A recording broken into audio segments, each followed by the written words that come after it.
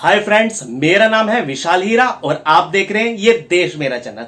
दोस्तों, कुछ समय पहले हमने श्री रामचंद्र जी का स्वयंवर का धनुष बनाया था। आपने उसे बहुत पसंद करा और दोस्तों बहुत सारे मेरे दोस्त ने हमसे डिमांड की थी कि श्री रामचंद्र जी का वो वाला धनुष हमें बना के दिखाएं जिससे उन्होंने राक्षसों का वध किया था, रावण का वध किया था।